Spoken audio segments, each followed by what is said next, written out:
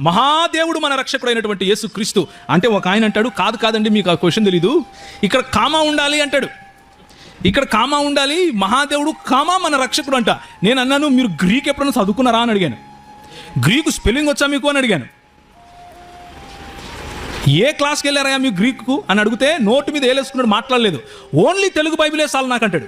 ఏ తెలుగులో రాశాడు యేసుప్రభు నీకు బైబిల్? మీకు తెలుగులో రాసిచ్చాడా యేసుప్రభు బైబిల్? హిందీలో రాసిచ్చాడా?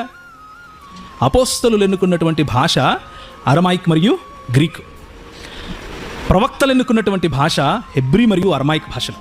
యేసుప్రభు ఈ లోకంలో జీవించినప్పుడు మాట్లాడిన మాట అరమాయిక్ భాష. ఆ భాషలో మాట్లాడినటువంటి ఆ భావ ప్రకటనను తెలుగులోకి మనము అనువదించుకున్నాం. మన బైబిల్లో ఇంతింత అక్షరాలలో రాసి ఉంటారు, కళ్ళు గుడ్డిపోయాయా మనకు? ఏముంది ఇక్కడ? ఆదిమ హెబ్రీ భాషలో నుండి భాషాంతరం చేయబడింది. అది కూడా చదవా? ఆదిమ భాషలు చదవవా? చదవకుండానే నువ్వు బైబిల్ అర్థం చేసుకోవాలంటావా? అక్కడ వాడిన పదానికి గ్రామర్ తెలుసా నీకు అని అడిగాను. ఆ తర్వాత మాట్లాడలేదు. నిజంగానే అక్కడ ఉన్నటువంటి మాటకు అర్థము మన దేవుడు, మహాదేవుడైనటువంటి మన రక్షకుడు యేసుక్రీస్తు. ఆయన మహాదేవుడు అని పౌలు చెబితే ఆయన మహాదేవుడే. ఎందుకంటే పౌలు తన సొంతంగా చెప్పిన మాట కాదు అది. పౌలు పరిశుద్ధాత్మని ప్రేరేపణ కారణంగా చెప్పినటువంటి మాట అది. కాబట్టి ఆయన మహాదేవుడే, మన దేవుడే.